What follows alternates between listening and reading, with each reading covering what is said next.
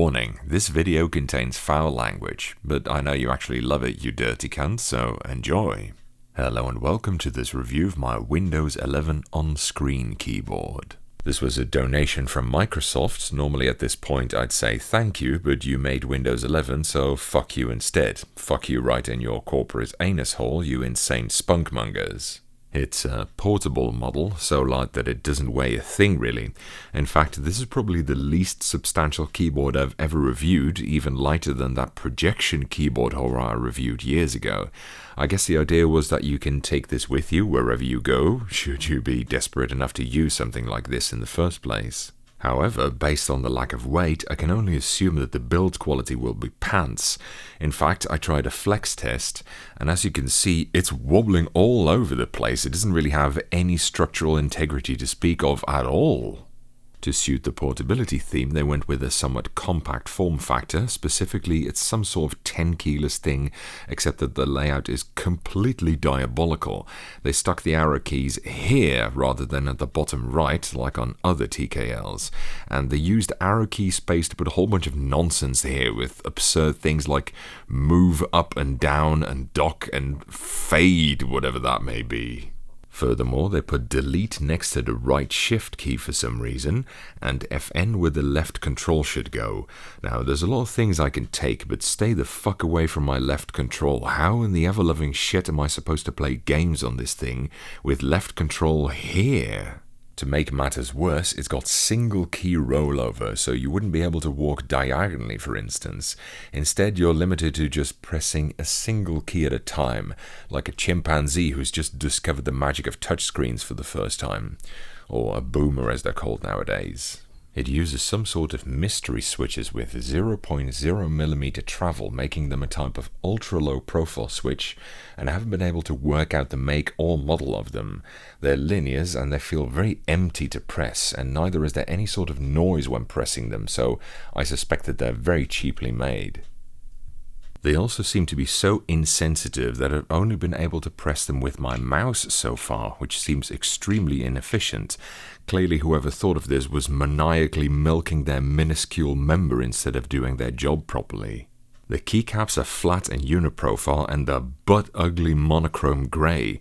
They're digitally printed, come with a boring-ass font, and they're not even square. The keys on the left are kind of wide, and the ones on the right are kind of squished together. And the key spacing isn't even consistent. Look here. In fact, there are a whole bunch of inconsistencies. Everything is in the same font except for the options key, which looks completely different for some reason. And the legend placement is all over the place as well, pun intended. For most keys it's top left, except for the number and symbol keys where it's bottom center.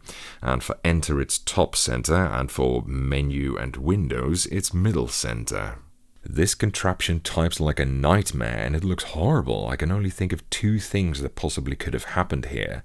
Either this was drawn by a demented toddler on downers using Microsoft Paint, or by some illiterate Microsoft knob jockey with half a peanut butter and banana sandwich lodged in his throat, jerking his chode while looking through a two-way mirror at Mark Zuckerberg and Anne Wojcicki licking Jeff Bezos' ass. That's it for this review. Thank you for watching. I hope you enjoyed it, and don't forget to check out my new sex toy review channel.